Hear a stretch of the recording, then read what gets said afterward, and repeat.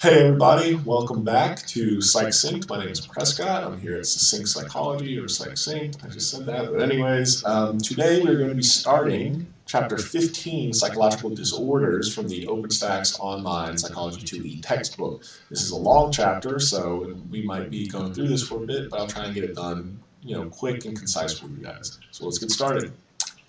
So, definition of a psychological disorder. Now, psychopathology is the study of psychological disorders, including their symptoms, etiology or causes, and treatment. Now, a psychological disorder is a condition characterized by abnormal thoughts, feelings, and behaviors. So behaviors, thoughts, and inner experiences that are atypical, dysfunctional, or dangerous are signs of psychological disorders. However, there is no single definition of psychological abnormality or normality. So just because something is atypical does not mean it is disordered. Red hair is considered unusual, but it's not abnormal. So examples, you have Isla Fisher, Prince Harry, Marcia Cross, they're all natural redheads. It's atypical, but it's not abnormal. It's not like, oh my God, they have red hair. What's wrong with them? So definition of psychological disorder continued. We have cultural expectations. So violating cultural expectations is not enough by itself to identify as a psychological disorder. Social norms vary between cultures, so what is considered appropriate in one culture may be viewed differently in another. So hallucinations is a violation of cultural expectations in Western societies. People who report hallucinations are likely to be labeled with a psychological disorder. However, in some other cultures, certain types of hallucinations are highly valued. So a harmful dysfunction, Wakefield, 1992, proposed a more influential concept in which he defined psychological disorders as a harmful dysfunction. Now, dysfunction occurs when an internal mechanism, example, cognition, perception, and learning, breaks down and cannot perform its normal function. For dysfunction to be classified or classed as a disorder, it must also be harmful or leads to negative consequences for the individual or for others as judged by the standards of the individual's culture. So continuing on, we have the American Psychological Association, or APA definition. A psychological disorder is a condition that consists of the following: significant disturbances in thoughts, feelings, and behaviors, outside of cultural norms, of course, and the disturbances reflect some kind of biological, psychological, or developmental dysfunction. The disturbances lead to significant distress and disability in one's life. Example, difficulty performing appropriate and expected roles. Well, despite the many existing definitions, there is no universal agreement on where the boundary between disordered and not disordered is. So, the Diagnostic and Statistical Manual of Mental Disorders, or the DSM. Diagnosis is appropriately identifying and labeling a set of defined symptoms. Requires classification systems that organize psychological disorders systematically.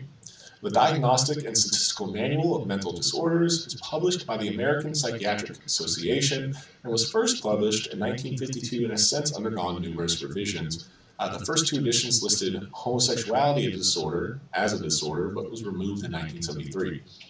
Now, DSM-IV is the classification system used by most mental health professionals and categorizes and describes each disorder. So diagnostic features, an overview of the disorder, diagnostic criteria, which are specific symptoms required for diagnosis, prevalence, so percent of population thought to be afflicted, and risk factors, and provides information about comorbidity, or the co-occurrence of two disorders.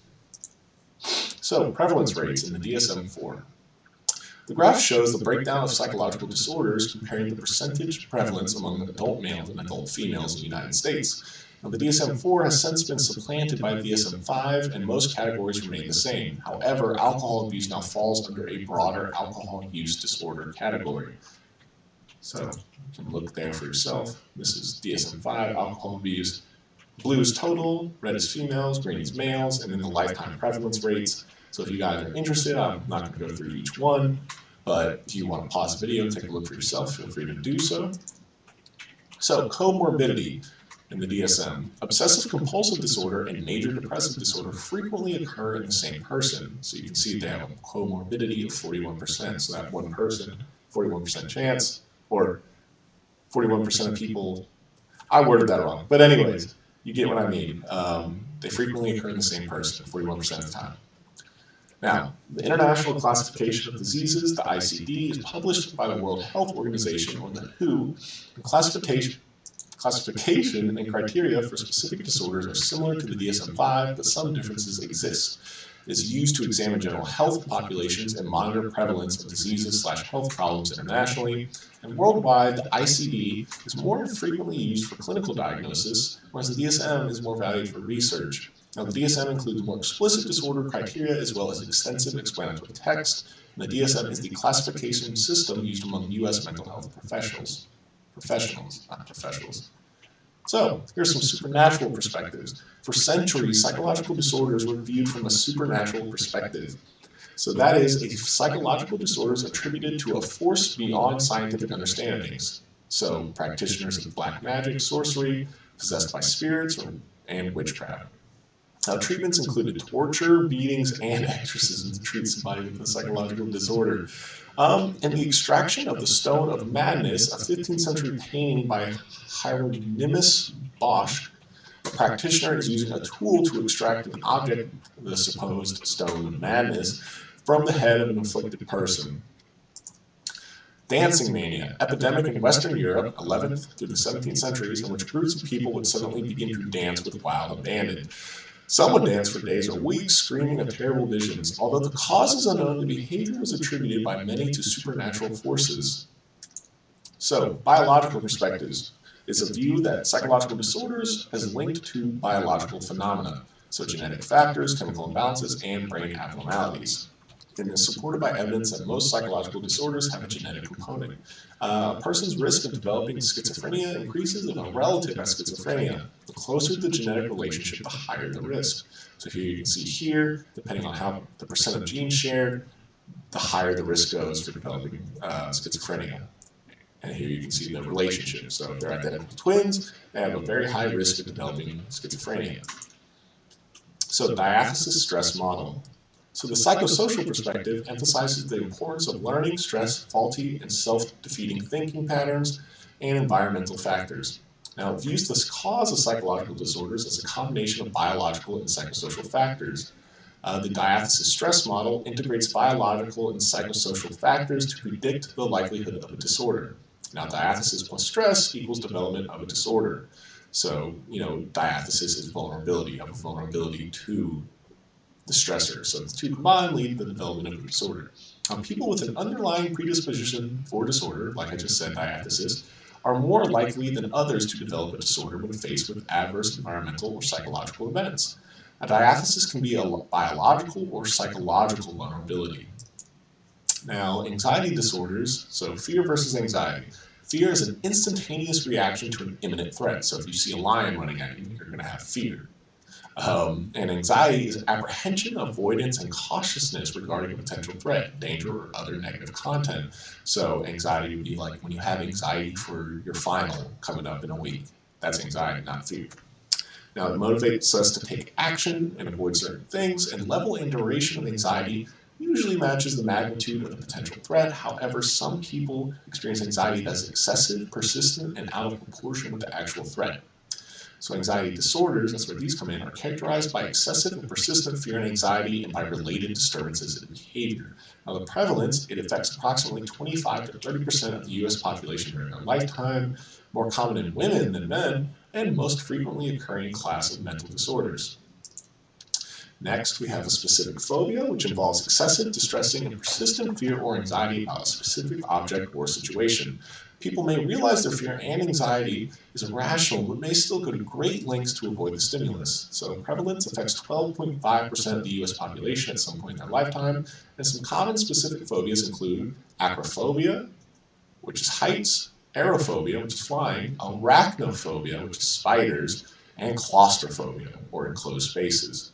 Now, agoraphobia is listed as a separate anxiety disorder and characterized by intense fear, anxiety, and avoidance of situations in which it might be difficult to escape or receive help if one experiences a panic attack. These situations include public transportation, crowds, or being outside the home alone.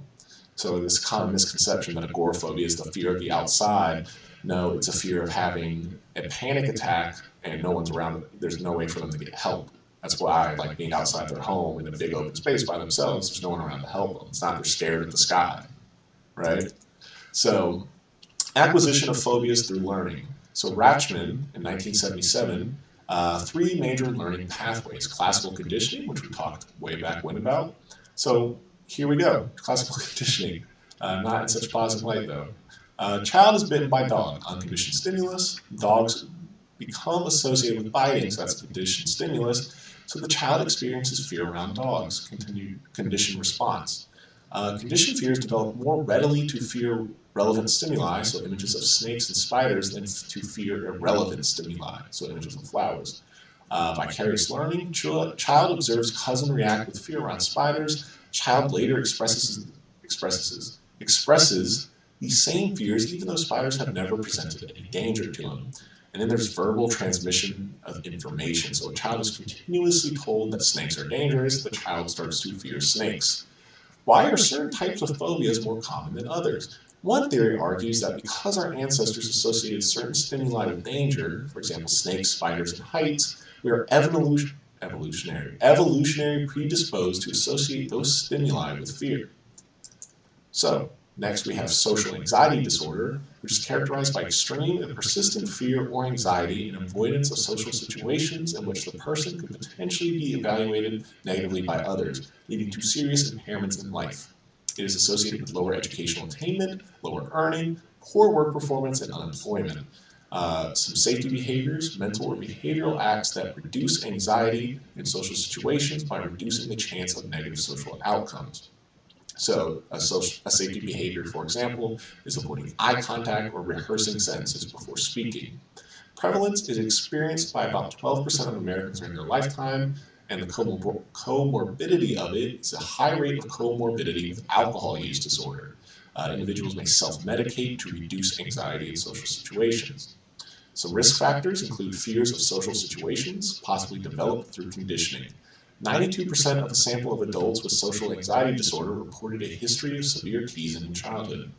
And then behavioral inhibition is a consistent tendency to show fear and restraint when presented with unfamiliar people or situations. Next, we have panic disorder. So panic disorder is the recurrent and unexpected panic attacks along with at least 1 month persistent concern about additional panic attacks and worry over the consequences of the attacks or self-defeating changes in behavior related to the attacks. So the comorbidity of anxiety disorders, there's a high comorbidity between anxiety disorders or major depressive disorder. Panic attack is a period of extreme fear or discomfort that develops abruptly and reaches a peak within 10 minutes. It can be expected in response to an external trigger or unexpected. Panic attacks alone are not a disorder. Some of the physical manifestations of a panic attack are shown. People may also experience sweating, trembling, feelings of faintness, or a fear of losing control, among other symptoms. So here are some symptoms: feeling dizzy, unsteady, and lightheaded, shortness of breath, chest pain, palpitations, and/or accelerated heart rate, nausea, or abdominal distress. Continuing on, so here's some causes of genetics. One second, guys, my mouse, there we go, froze up on. Genetics, there's 43% hereditability, so remember, the closer your genes are to somebody, more likely you are to heredit one of these, or inherit, however you say that. All right, you have more hereditability, basically, is what I'm trying to say. Next, we have neurobiological theories. So locus coeruleus in the brainstem is possibly involved. Major source of norepinephrine, which is the neurotransmitter that triggers fight or flight response. Activation is associated with anxiety and fear and produces panic-like symptoms in non-human primates. Some conditioning theories. Panic attacks are classical conditioning responses to subtle bodily sensations resembling those normally occurring when one is anxious or frightened. Cognitive theories. Individuals with panic disorder are prone to interpret ordinary bodily sensations catastrophically, setting the state for panic attacks. In some patients, reducing catastrophic cognitions about sensations has proven to be as effective as medication in reducing panic attacks. And we're going to do, we're going to go through generalized anxiety disorder, and then I will wrap it up. I apologize, it's a longer video, but I just don't want to have so many videos with so many intros eating up y'all's time. So, generalized anxiety disorder, a relatively continuous state of excessive, uncontrollable, and pointless worry and apprehension. So, diagnosis criteria: the diffuse worrying and apprehension is not part of another disorder. Symptoms occur more days than not for at least 6 months.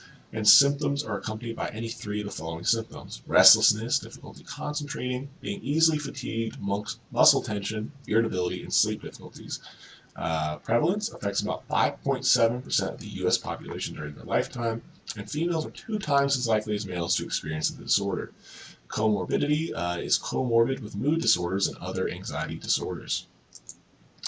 Next, we have cognitive theories, which worry represents a mental strategy to avoid more powerful negative emotions, perhaps stemming from earlier unpleasant or traumatic experiences. Worrying acts of distraction from remembering painful childhood experiences, and longitudinal study found childhood maltreatment was strongly related to development of the disorder during adulthood. So see somebody who looks very worried in that picture there. Generalized anxiety disorder. But anyways, next we have OCD. This should be very interesting, but we are going to stop there for today. Hope you guys enjoyed the video, and hope to see you in the next part. Again, my name is Prescott. I'm here at Succinct Psychology, and I will see you in the next video. Thank you. Bye-bye.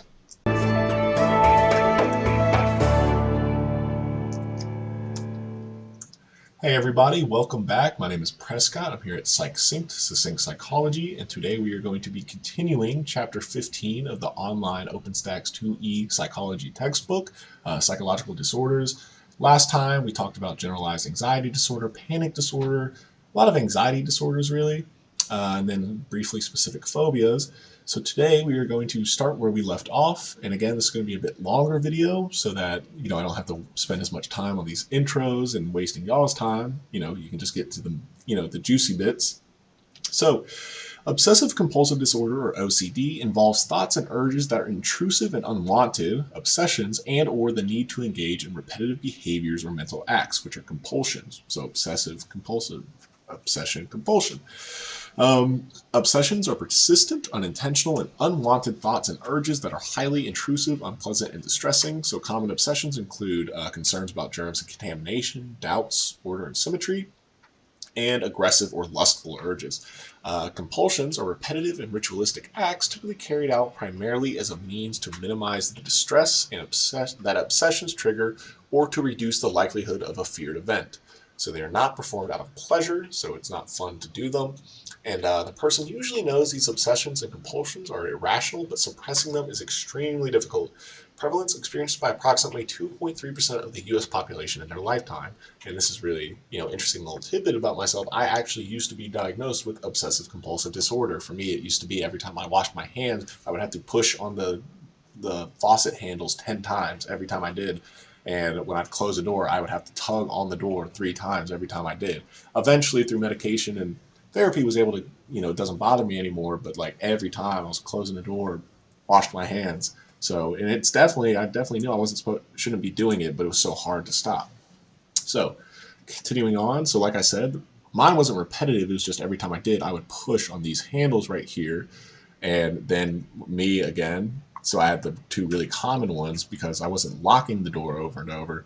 I was pulling on it, but even now, if I lock my car, even though I know every time I get out, I lock it, I still sometimes am like, wait, did I lock my car door? And I have to go back and pull on it to make sure.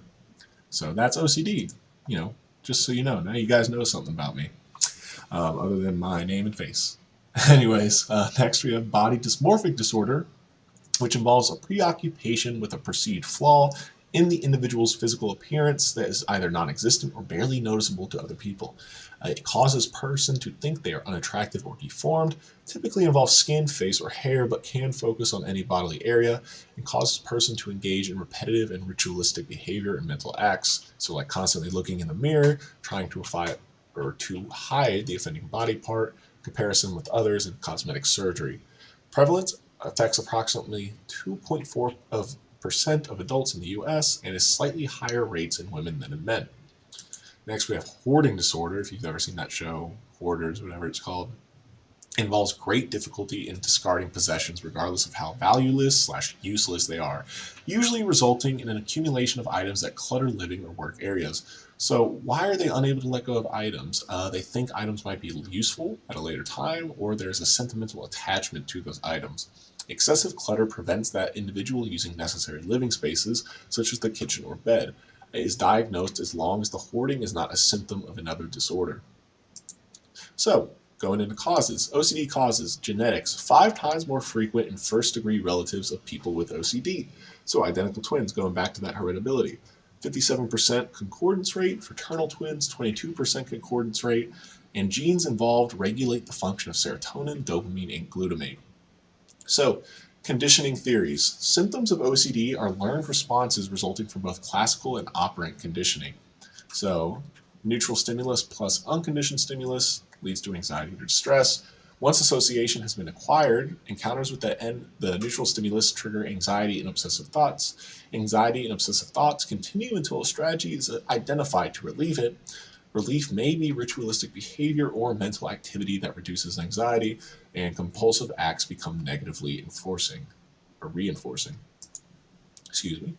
So, brain anatomy, OCD circuits, several interconnected regions that influence perceived emotional value of stimuli and selection of behavioral and cognitive responses. So, abnormalities in these areas may produce symptoms of OCD. So, the orbitofrontal cortex involved in learning and decision-making becomes hyperactive in people with OCD when provoked with tasks such as looking at photos of a toilet or pictures hanging crookedly on a wall. So that's why you get all upset when something's supposed to be all in line and one piece isn't. So you have the anterior cingulate cortex, the hoarding disorder right here in orange, prefrontal cortex, body dysmorphic disorder here in blue, and then the orbitofrontal, what we just talked about, is OCD. Now, definition of PTSD, which we discussed briefly in the last video. So, diagnosis criteria, individual was exposed to, witnessed, or experienced the details of a traumatic experience, so actual or threatened death, serious injury, or sexual violence, APA 2013. PTSD was first recognized in soldiers who had engaged in combat, and symptoms occur for at least 1 month. Now, symptoms include intrusive and distressing memories of the event, so like flashbacks, states during which individual relives the event and behaves as if it were occurring at the moment, avoidance of stimuli connected to the event, persistently negative emotional states, feelings of detachment from others, irritability, proneness towards outbursts, and exaggerated startle response. Now, prevalence is experienced by approximately 7% of the U.S. population in their lifetime. So, risk factors for PTSD. These include trauma experience. Those involving harm by others carry greater risk than those that do not. Lack of emotional, immediate social support, so social support, comfort, advice, and assistance from relatives, friends, and neighbors can reduce the risk of developing PTSD. Subsequent life stress, female gender, low socioeconomic status, low intelligence, personal history of mental disorders, history of childhood adversity, family history of mental disorders, personality characteristics, neuroticism and somatization, or the tendency to experience physical symptoms when one encounters stress, and possession of 1 or 2 short versions of a gene that regulates serotonin. Now, learning and the development of PTSD. So, conditioning theories, the traumatic event, the UCS, and the extreme fear and anxiety, or the UCR, cognitive, emotional, and physiological and environmental cues associated with the traumatic event become conditioned stimuli. So the traumatic reminders, the conditioned stimulus, lead to extreme fear and anxiety, or the conditioned response. Now, cognitive theories, 2 key processes in development and maintenance of PTSD. 1, disturbances of memory for the event. Poorly encoded memories of trauma can become fragmented, disorganized, and lacking in detail. Individuals cannot remember an event in a way that gives meaning and context, and may become haunted by these fragments involuntarily triggered by stimuli associated with the event. Negative appraisals of the trauma and its aftermath, example, I deserve to be raped because I'm stupid. Geez, that's intense. May lead to dysfunctional behavioral patterns that maintain symptoms and prevent changes in the problematic appraisals. Going on, we have mood disorders characterized by massive disruptions in mood and emotions that cause a distorted outlook on life and impair ability to function. So, depressive disorders, depression, intense and persistent sadness is the main feature. Bipolar and related disorders, mania, or the extreme elation and agitation, is the main feature. And a manic episode is quoted as a distinct period of abnormally and persistently elevated, expansive, or irritable mood, and abnormally and persistently increased activity or energy lasting at least 1 week. There we go. Continuing on, diagnosis criteria: depressed mood most of the day, nearly every day, loss of interest and pleasure in usual activities. It's called anhedonia. At least 5 symptoms for at least a 2-week period. Symptoms cause significant distress or impair normal functioning and are not caused by substances or a medical condition. Major depressive disorder is episodic. Symptoms are usually present at their full magnitude for a certain period of time and then gradually diminish. Symptoms: weight loss or weight gain / increased or decreased appetite, difficulty falling asleep or too much sleep, psychomotor agitation or psychomotor retardation, fatigue / loss of energy, feelings of worthlessness or guilt, difficulty concentrating, indecisiveness, and suicidal ideation. So thoughts of death, thinking about / planning suicide or suicide attempt. Next we have, continuing, prevalence affects around 6.6% of the U.S. population each year and 16.9% of the U.S. population in their lifetime. More common among women than men. The comorbidity, comorbid with anxiety disorders and substance abuse disorders.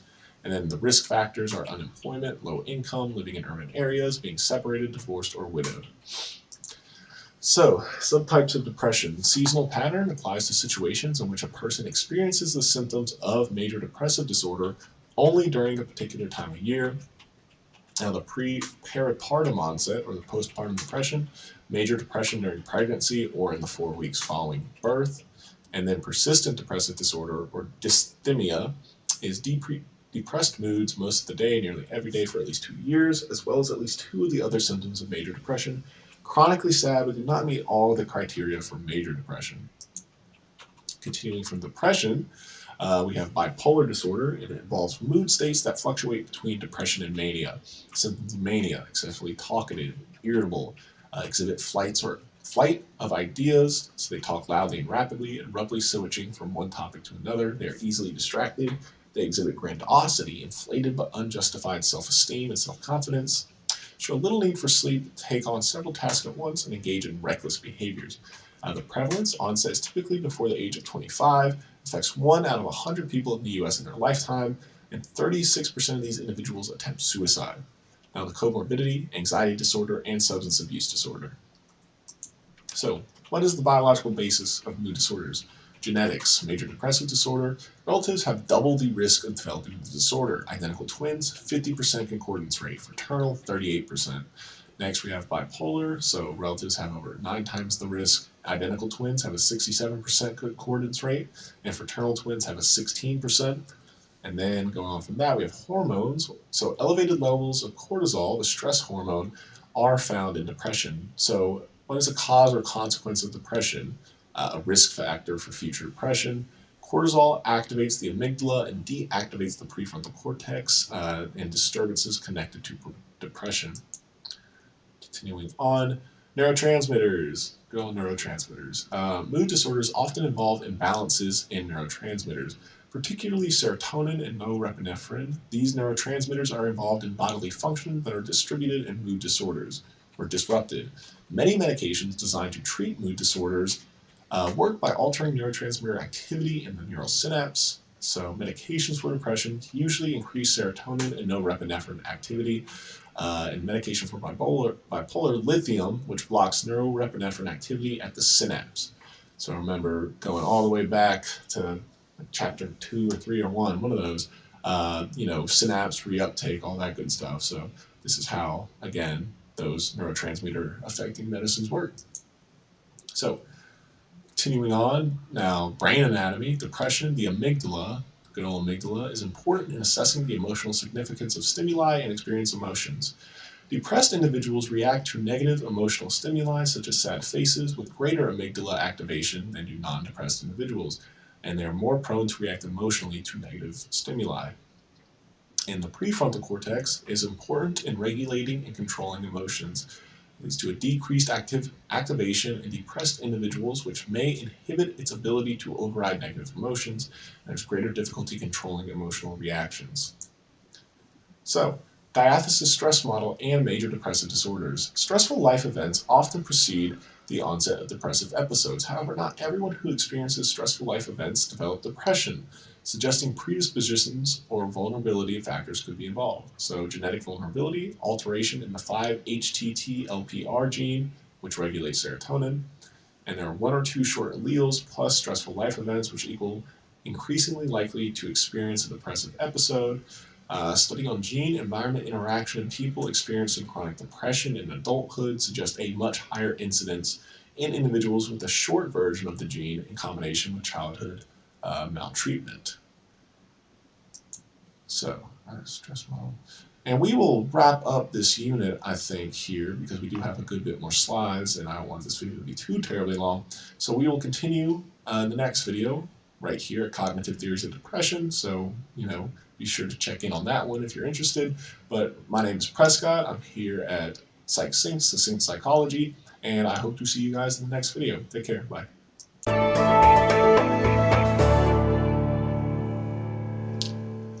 Hey everybody, welcome back. This is the final part in Chapter 15, Psychological Disorders, from the OpenStax Online Psychology 2E textbook. Again, my name is Prescott. I'm here at PsychSync, Succinct Psychology, and I hope you guys will just bear with me here as we finish up the psychological disorders. Last time we talked about basis of mood disorders, biological basis, bipolar disorder, persistent anxiety disorder, all this other good stuff. So if you guys haven't seen that video, I recommend go checking it out. But anyways, last time we left off here on the cognitive theories of depression, so we'll just keep on going. So cognitive theories suggest that depression is triggered by negative thoughts, interpretations, self-evaluations, and expectations. The DIATHESIS-STRESS model is cognitive vulnerability plus we went over this earlier. Whoops. I got really confused. I'm like, did I actually go back in the chapter? Cognitive vulnerability plus stressful life events lead to depression. Now, Aaron Beck in the 1960s theorized that depression-prone people possess mental predispositions to think about most things in a negative way, or depressive schemas. Now, depressive schema contain themes of loss, failure, rejection, worthlessness, and inadequacy. May develop in childhood in response to adverse experiences and dormant until activated by stressful or negative life events. They prompt dysfunctional and pessimistic thoughts about the self, world, and the future, and maintained by cognitive biases which lead us to focus on negative aspects of experiences, interpret things negatively, and block positive memories. This is supported by research and led to the development of cognitive therapies. So going on, we have the hopelessness theory, which is specific negative thinking style leads to a sense of hopelessness, which leads to depression. Negative thinking refers to a tendency to perceive negative life events as having stable, it's never going to change, and global, it's going to affect my whole life, causes. It creates a view that the life event will have negative implications for the person's future and self-worth, increasing likelihood of hopelessness. And hopelessness is the expectation that unpleasant outcomes will occur or desired outcomes will not occur, and there's nothing one can do to prevent such outcomes, seen as the primary cause of depression. So we have rumination, which is distressed mood, leads to rumination, which leads to an increased risk and duration of mood. Rumination is the repetitive and passive focus on the fact that one is depressed and dwelling on depressed symptoms rather than distracting oneself from the symptoms or attempting to address them in an active, problem-solving manner. Described to explain higher rates of depression in women who are more likely to ruminate than in men. In men. So, suicide statistics. 90% of those who complete suicides have a diagnosis of at least one mental disorder, and is most frequently mood disorders. 10th leading cause of death for all ages in 2010, an average of 105 each day, and 4 times higher among males, 79% of all suicides, than females. Males most commonly use firearms, females most commonly use poison. Risk factors, substance abuse problems, 10 times greater in individuals with alcohol dependence, previous suicide attempts, access to lethal means in which to act, for example, a firearm in the home. Precursors include withdrawal from social relationships, feeling like a burden, engaging in reckless and risk-taking behaviors, sense of entrapment or feeling unable to escape feelings or external circumstances, cyberbullying, suicide of a family member, and serotonin dysfunction. Now, schizophrenia symptoms, hallucinations, perceptual experience that occurs in the absence of external stimulation. Auditory hallucinations are most common. Delusions, beliefs that are contrary to reality, so paranoid delusions or belief that other people or agencies are plotting to harm them.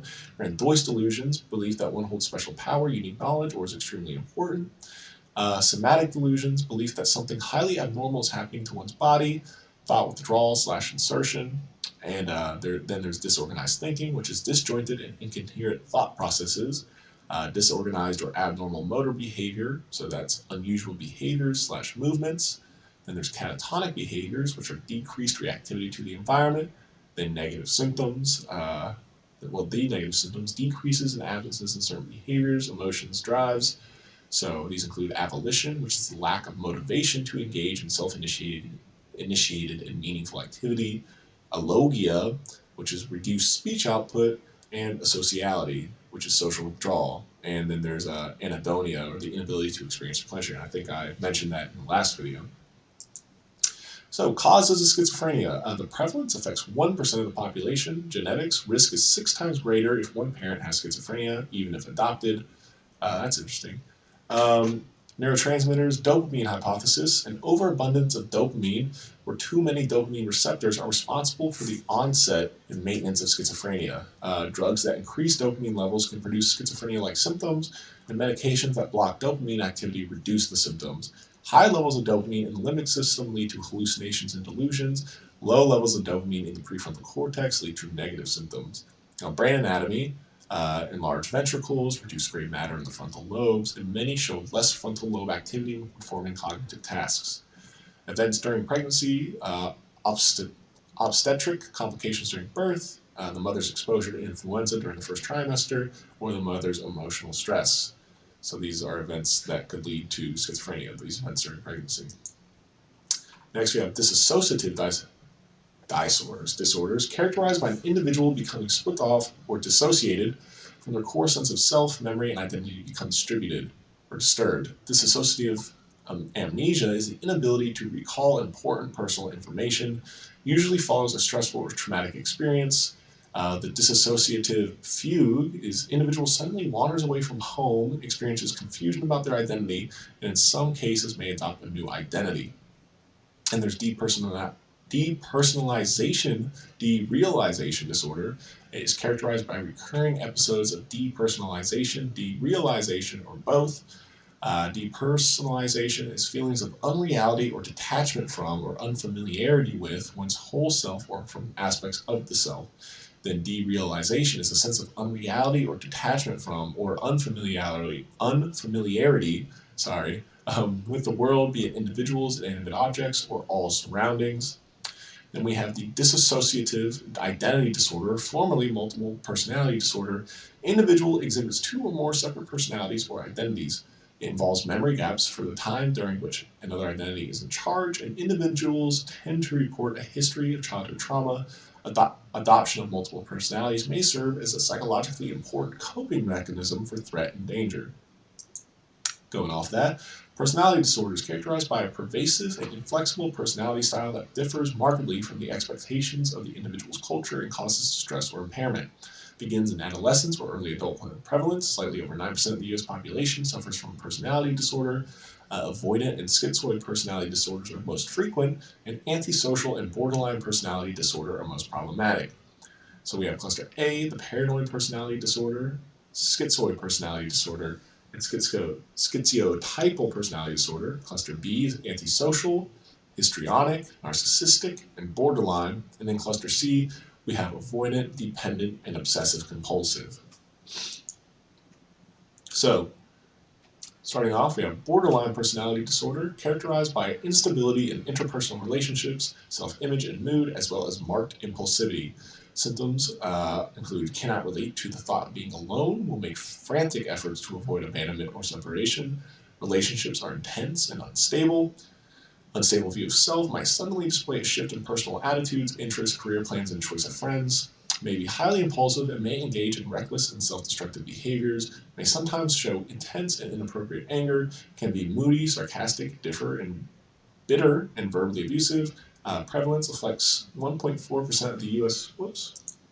Population. Sorry about that. Comorbidity, anxiety, mood, and substance use disorders. Then we have causes. So core personality traits such as impulsivity and emotional instability show a high degree of heritability. Many individuals report childhood abuse. Next, we have antisocial. I'm just going to say the name of the first one because I don't feel like saying personality disorder a million times. Characterized by complete lack of regard for other people's rights or feelings. Symptoms include repeatedly performing illegal acts, lying to or conning others, impulsivity or recklessness, irritability and aggressiveness, failure to act in responsible ways, lack of remorse, overinflated sense of self, superficial charm, lack ability to empathize. Diagnosis requires individual to be at least 18 years old, and the prevalence is observed in 3.6% of the population and more common in males. That's for antisocial personality disorder. Here we have chart risk factors during adolescence that predict later violence. You have the risk factor down here, so from families, peers, and community, age 10, 14, and 16. So you guys want, you can pause the video and check that out, but I'm going to keep moving along because there's a lot of information on these slides, and it's taken me a while to get through them. So, antisocial personality disorder causes. So we have genetics, so personality and temperament dimensions related to this disorder. So fearlessness, impulsive antisociality, and callousness have a genetic influence. And adoption studies suggest antisocial behavior is determined by the interaction of genetic factors in adverse environmental circumstances. Emotional deficits. Individuals with antisocial personality disorder fail to show fear in response to environment cues that signal punishment, pain, or noxious stimulation, show less skin conductance, which may indicate emotional deficits. We have brain anatomy. So research has revealed less activation in brain regions involved in the experience of empathy and feeling concern for others, greater activation in the brain area involved in self-awareness, cognitive function, and intrapersonal experience. So here are the causes. You have genetics, emotional deficits, and brain anatomy. Next, you have ADHD. Another cause is just about ADHD. Neurodevelopmental disorders involve developmental problems in personal, social, academic, and intellectual functioning. ADHD is a constant pattern of inattention and or hyperactive and impulsive behavior that interferes with normal functioning. Symptoms of inattention are difficulty sustaining situation or attention, failure to follow instructions, disorganization, lack of attention to detail, and they're easily distracted and forgetful. Next, you have hyperactivity, which includes excessive movement, interrupting and intruding on others, blurting out responses before questions have been completed, and difficulty waiting one's turn. So prevalence occurs in about 5% of children. Boys are 3 times more likely to have ADHD than girls. Now, life problems: low educational attainment, low socioeconomic status, unemployment, low wages, substance abuse problems, and relationship problems. Now, causes of ADHD: the genetic side, inattention, is 71% heritable, and hyperactivity is 73% heritable. Then we have neurotransmitters. Dopamine. Genes involved are thought to include at least 2 that are important in the regulation of dopamine. Individuals with ADHD show less dopamine activity in key brain regions, especially those associated with motivation and reward. Medications have stimulant qualities and elevate dopamine activity. Brain anatomy. Studies show smaller frontal lobe volume and less activation when performing mental tasks. Frontal lobe inhibits behavior, may explain hyperactive, uncontrolled behavior of ADHD. Then we have autism spectrum disorder. So symptoms include deficits in social interaction. Example, do not make eye contact, turn head away when spoken to, prefer playing alone. And deficits in communication. So one-word responses, difficulty maintaining conversation, echoed speech, and problem using and understanding nonverbal cues. And we have repetitive patterns of behavior or interest. Prevalence affects approximately 1 in 88 children in the U.S. and 5 times more common in boys. Genetic causes, or the genetic side of it: identical twins, 60 to 90% concordance rates; fraternal twins, 5 to 10% concordance rates. Genes involved are those important in the formation of synaptic circuits that facilitate communication between different areas of the brain. And environment, factors that contribute to new mutations. So, example, pollutants. And here we have the last slide, the child vaccinations and autism spectrum disorder. So if you guys didn't know, there was a big debate a while ago, and there still kind of is, that getting your child vaccinated, I think before the age of 3, will cause them to develop autism. And so that has been proven not correct. They've done a ton of studies, and there's no correlation or there's no causation, just because, little Timmy here took a vaccine and, then developed autism shortly after. There's correlation, but again, that doesn't mean causation. So you guys, if you want, can check out this chart here. You have your percent of children, and then the total cumulative immunogens. That's a weird way of saying it. So you have autism controls for different age groups, so you can see for yourself there. But anyways, that finally, it's a long chapter, but we did it, wraps up chapter 15, psychological disorders. And so I hope you guys enjoyed this chapter, found it, interesting and educational. And yeah, so we only have one more chapter left. We're almost there, guys. So I hope you enjoyed, and I will see you in the next and final chapter. Thanks. Have a great one. Bye.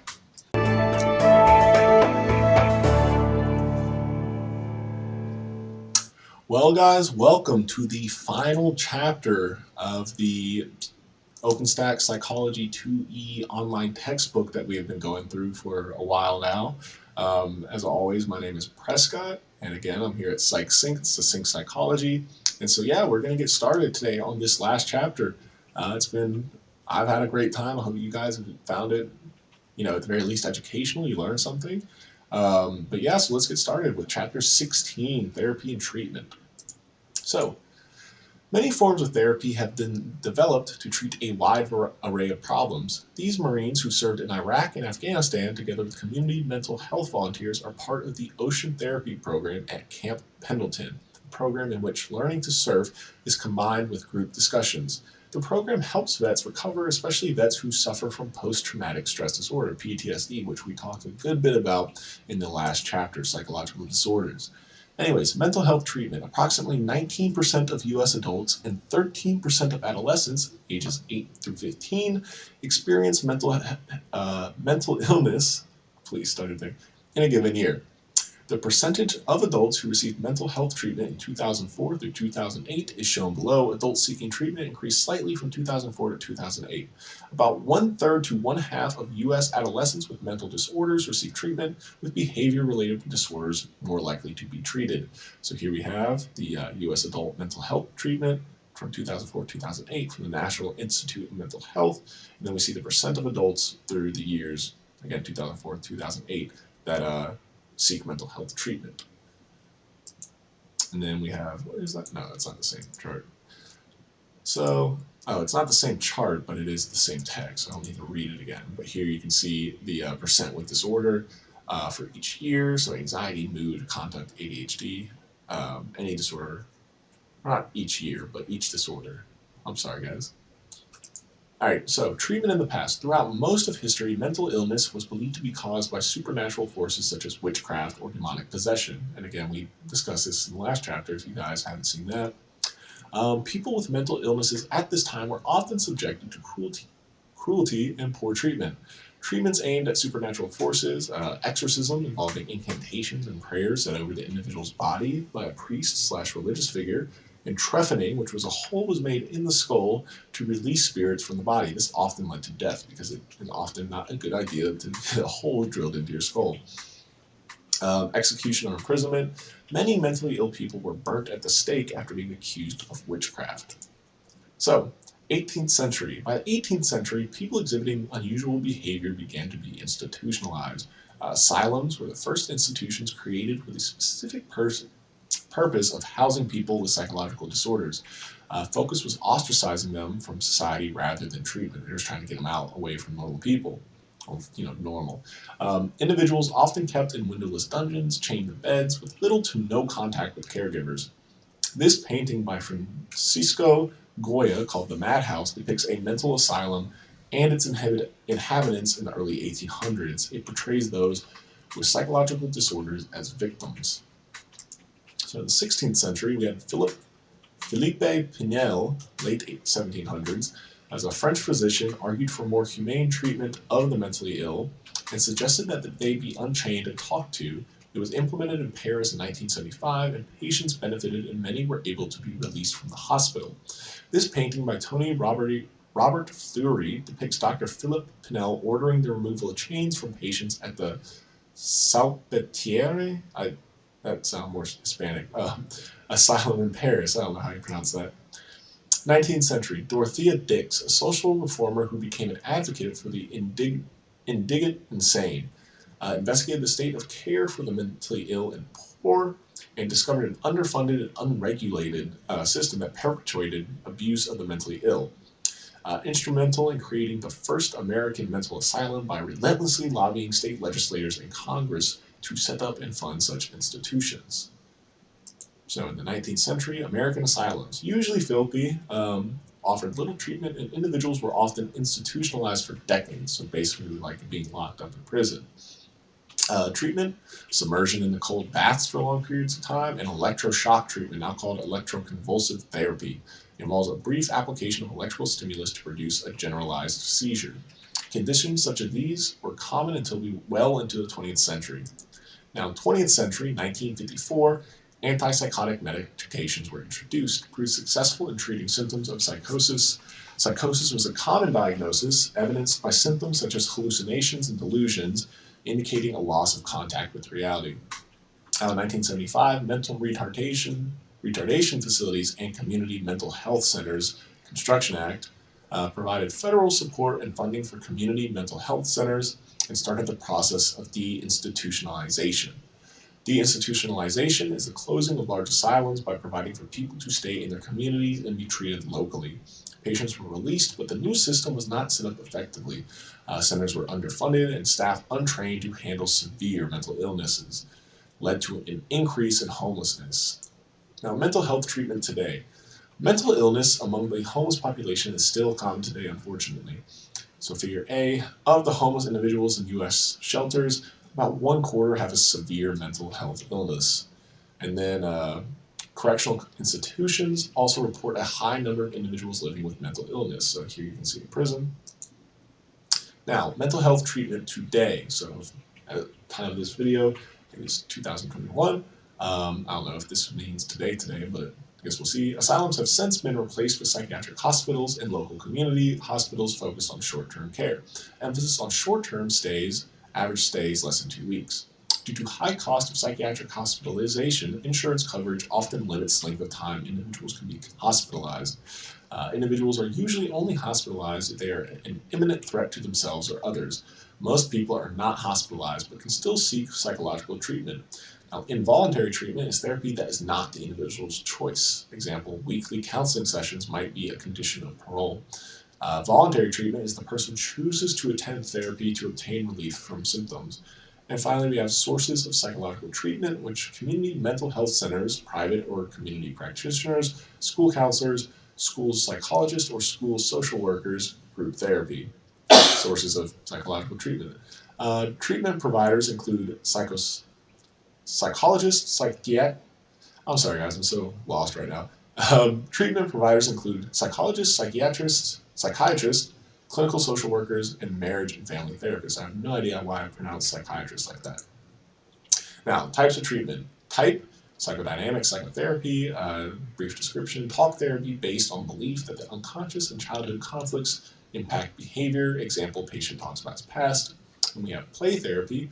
It's a psychoanalytical therapy where an interaction with toys is used instead of talk, used in child therapy. So a patient or child acts out family scenes with dolls. Well, in that circumstance, child it could be.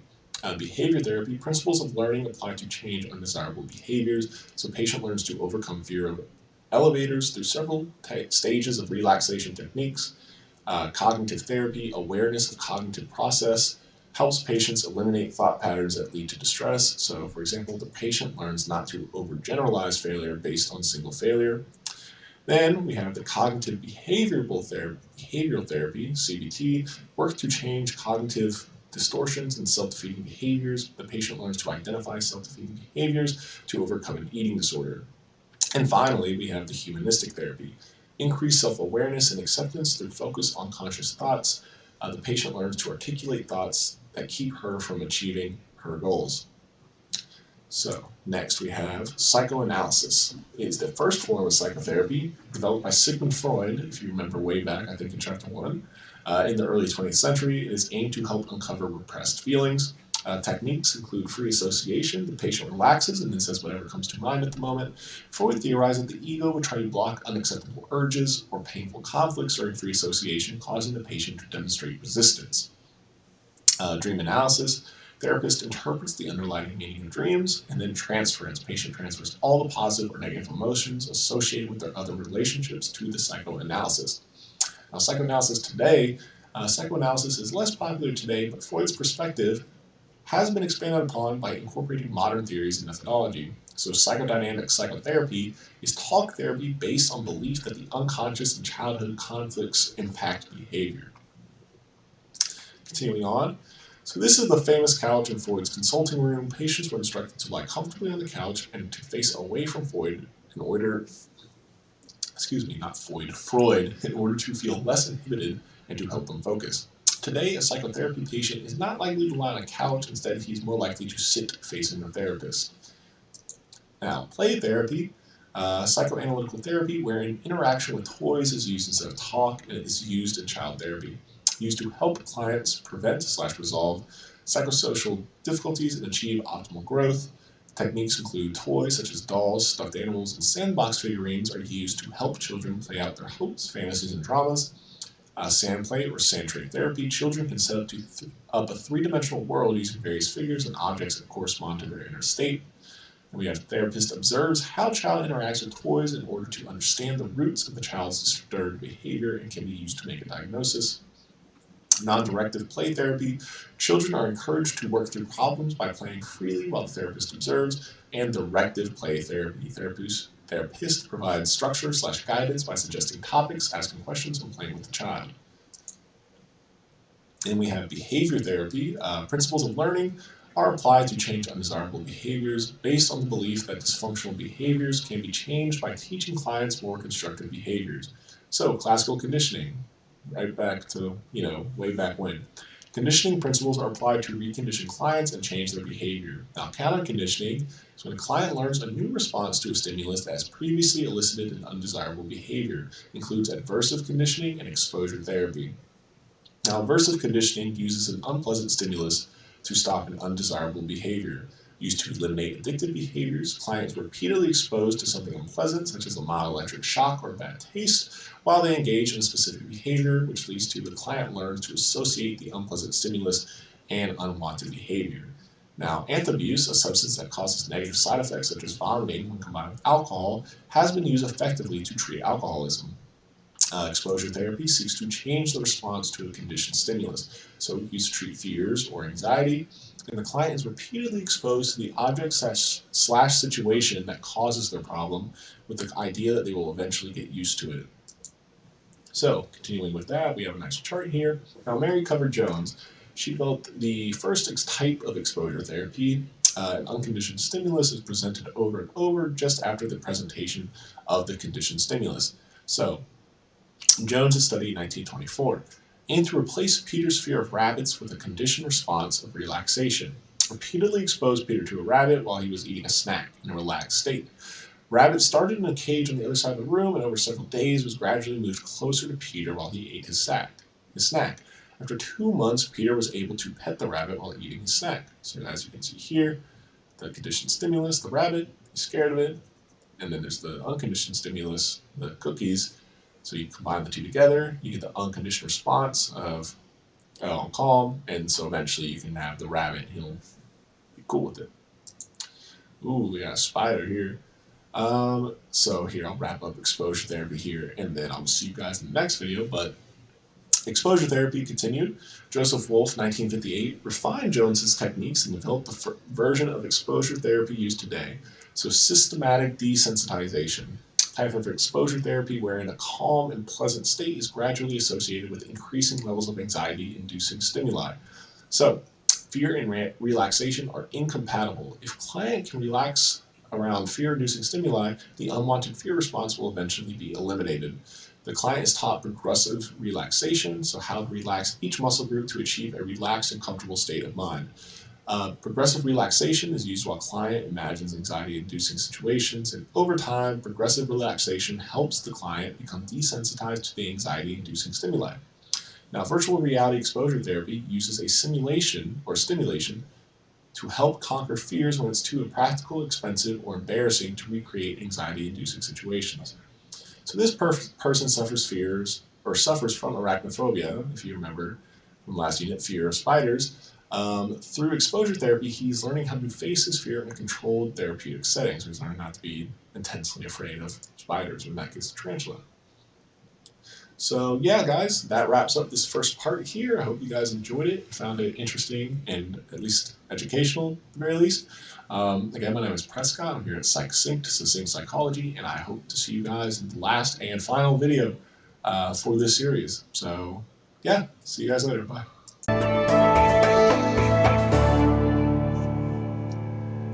Hey guys, welcome to I guess this is the final video for this series, because we're going to finish up Chapter 16, Therapy and Treatment, right here.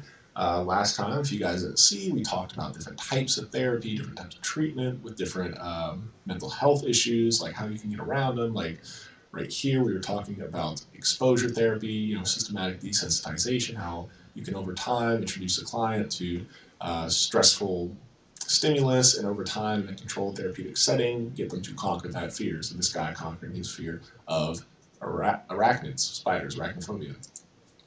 So next type of therapy, we have behavior therapy. So if you remember, operant conditioning is based on the principle that behaviors become extinguished when not reinforced.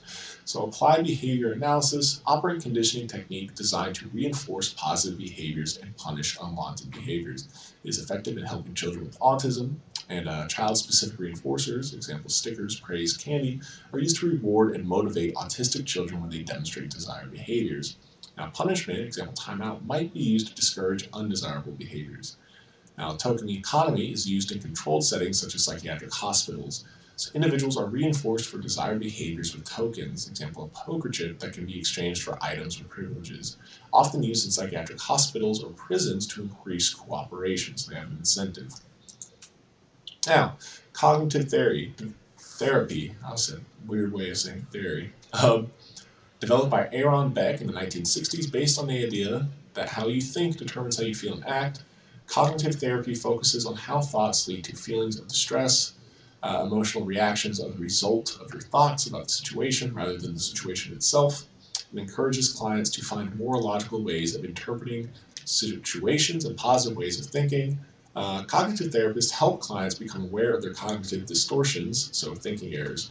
Examples include overgeneralizing, taking a small situation, making it huge; polarized, so black and white thinking, seeing things in absolutes, I am either perfect or a failure, which is common in depression; jumping to conclusions, so assuming that people are thinking negatively about you or reacting negatively to you without evidence. So clients are helped to change dysfunctional thinking patterns by challenging irrational beliefs, focusing on their logical basis, and correcting them with more logical and rational thoughts/beliefs. So going on, cognitive therapy, if you consistently interpret events and emotions around the themes of loss and defeat, then you are likely to be depressed. So a failed test, internal beliefs, I'm worthless and stupid, lead to depression. Now a failed test, but your internal beliefs are I'm smart, but I didn't study for this test, I can do better, you don't have depression because you don't feeling worthless and stupid. Now, continuing on, unlike other forms of psychotherapy, cognitive behavioral therapy focuses more on present issues rather than on the patient's past. Rational emotive therapy, or RET, is one of the first forms of cognitive behavioral therapy founded by Albert Ellis. Now, cognitive behavioral therapy, or CBT, works to change cognitive distortions and self-defeating behaviors. It aims to change both how people think and how they act. Helps clients examine how their thoughts affect their behavior, and combination of cognitive therapy, making individuals aware of irrational and negative thoughts and replacing them with positive ways of thinking, and behavior therapies, which teaches people to practice and engage in more positive, healthy approaches to situations, uses the ABC model to reveal cognitive distortions, so overgeneralizing, black and white thinking, and jumping to conclusions. So action is the activating event, and then there's the belief about the event, and then there's consequences of the belief. So humanistic therapy focuses on helping people achieve their potential. Goal is to increase self-awareness and acceptance through focus on conscious thoughts. So here we have the Rogerian/client-centered therapy, developed by Carl Rogers, or Rogerian, emphasize the importance of the person taking control of his own life to overcome life's challenges. Now, non-directive therapy, the therapist does not give advice or provide interpretations, but helps client identify conflicts and understand feelings. Techniques include active listening. Therapist acknowledges, restates, and clarifies what the client expresses. Unconditional positive regard, so the therapist does not judge clients and simply accepts them for who they are. And then genuineness, empathy, and acceptance towards clients. And we also talked about Carl Rogers back in an earlier chapter, if you guys remember. Rogers felt that therapists should demonstrate these because it helps the client become more accepting of themselves, which results in personal growth. And we have biomedical therapies, so psychotropic medications used to treat psychological disorders, treat the symptoms of psychological disorder, but do not cure the disorder. Now, we have antipsychotics, which treat positive psychotic symptoms, such as hallucinations, delusions, and paranoia by blocking dopamine. And atypical antipsychotics treat the negative symptoms of schizophrenia, such as withdrawal and apathy, by targeting both dopamine and serotonin receptors. Antipsychotics and atypical antipsychotics both treat schizophrenia and other types of severe thought disorders. Then antidepressants alter levels of serotonin and norepinephrine, so like depression and anxiety. We have anti-anxiety agents, which depress central nervous system activation, so anxiety, OCD, PTSD, panic disorder, and social phobia. Mood stabilizers treat episodes of mania as well as depression, so bipolar disorder. Stimulants improve ability to focus on a task and maintain attention, ADHD. Electroconvulsive therapy induces seizures to help alleviate severe depression. And magnetic stimulation. Magnetic fields stimulate nerve cells to improve depression symptoms. These are all biomedical therapies. Now, treatment modalities. Once an individual seeks treatment, therapists will arrange an intake, an initial meeting, to assess the client's clinical needs. Therapists gather specific information to address client's immediate needs, presenting problem, the client support system, and insurance status. Now, a therapist informs client about confidentiality, fees, and what to expect in treatment. Now, in confidentiality is the therapist cannot disclose confidential communications to any third party unless mandated or permitted to do so by law. Treatment goals are discussed and a treatment plan is formed. So therapy may occur A, one-on-one between a therapist, or B, in a group setting, like it gave the example at the beginning of the chapter. So treatment modalities, individual therapy. In an individual therapy session, a client works one-on-one with a trained therapist. Usually lasts 45 minutes to 1 hour, and meetings occur in a confidential environment. Clients might explore feelings, work through life challenges, identify aspects of themselves and their lives they wish to change, and set goals to work toward these changes. Group therapy. In group therapy, several clients meet with a trained therapist to discuss a common issue such as divorce, grief, an eating disorder, substance abuse, or anger management. It can help decrease shame and isolation. Clients may have concerns about confidentiality or feel uncomfortable sharing problems with strangers. Now, psychoeducational groups are groups with a strong educational component. Example, group of children or group for children whose parents have cancer, which teaches them about cancer. Continuing on, family therapy aims to enhance growth of each family member as well as that of the family as a whole. Systems approach, family is viewed as an organized system, and each individual is a contributing member who creates and maintains processes within the system. I'm sorry, this is so much to read. Within the system that shape behavior. Each member influences and is influenced by the others. One member usually has a problem that affects everyone, example, alcohol dependence, and the therapist helps them to cope with the issue. Structural family therapy examines and discusses the boundaries and structure of the family. Therapist helps them resolve issues and learn to communicate effectively. Then we have the strategic family therapy. I guess they're different somehow. All right, anyways, it might be a typo. Aims to address specific problems within the family that can be dealt with in a short amount of time. Couples therapy. Therapists help people work on difficulties in their relationship, aims to help them resolve problems and implement strategies that will lead to a healthier, happier relationship. For example, how to listen, how to argue, and how to express feelings. Primarily uses cognitive behavioral therapy. Now, addiction. Initially, individuals voluntarily choose to use a substance, which leads to chronic substance use, can permanently alter the neural structure in the prefrontal cortex that's associated with decision-making and judgment. And the person becomes driven to use drugs and or alcohol, making it difficult to stop. Relapse is when an individual returns to abusing a substance after a period of improvement. About 40 to 60% of the individuals relapse. Now, comorbid disorders, remember comorbidity is when you have two different kind of disorders, or like you'll have two in the same person. So individuals addicted to drugs and or alcohol frequently have an additional psychological disorder. Substance abusers are twice as likely to have a mood or anxiety disorder. People with psychiatric disorders may self-medicate and abuse substances, categorized as mentally ill and chemically addicted, so MICA, and problems are often chronic and treatment has limited success. So here we have a chart with the prevalence of drug use. National Survey on Drug Use and Health shows trends in prevalence of various drugs for ages 12-17, 18-25, 26 and older. So you can see percentage of use for different age groups as they get older, and I guess this chart's supposed to be showed like which color each drug is, but it's zoomed in too much.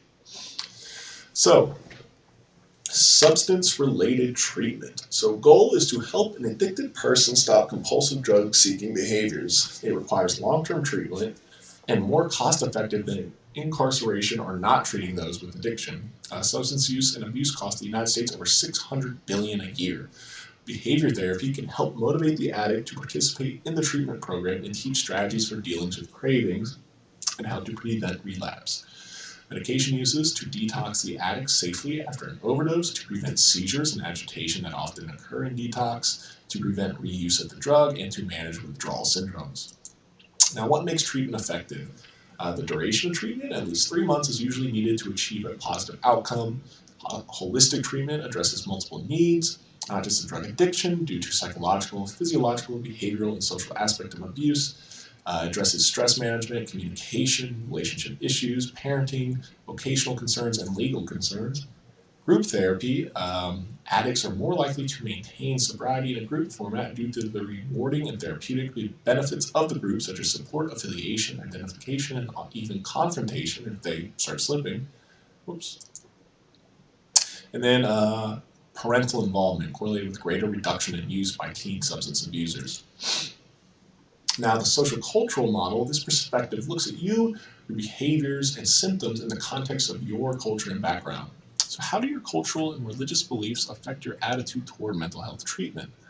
Cultural competence, mental health professionals must understand and address issues of race, culture, and ethnicity, and use strategies to effectively address needs of various populations. Multicultural counseling and therapy integrates the impact of cultural and social norms, aims to work with clients and define goals consistent with their life experiences and cultural values, strives to recognize client identities to include individual, group, and universal dimensions, and advocates the use of universal and culture-specific strategies and roles in the healing process, and balances the importance of individualism and collectivism in the assessment, diagnosis, and treatment of clients. And our final slide are some treatment barriers. Now, access and availability of mental health services, so lack of insurance, you can't pay for it, transportation, and the time to do so. Even when access is comparable among racial and ethnic groups, minorities utilize mental health services less than white, middle-class Americans. Ethical disparities, lack of bilingual treatment, stigma, fear of not being understood, family privacy, lack of educational mental illness, and then perceptions and attitudes, self-sufficiency and not seeing the need for help, not seeing therapy as effective, concerns about confidentiality, and fears of psychiatric hospitalization or treatment itself. So these are all treatment barriers, but with that, guys, we are finished with the entire OpenStax online psychology 2E unit. So I hope you guys, if any of you stuck around through the whole series, found that I did a decent job of conveying the information. If I didn't, I always welcome on all those videos that you leave comments saying how I could do better, improve. And yeah, I really appreciate those of you who watch it and comment and like and all that good stuff. If you did so, and if not, no worries.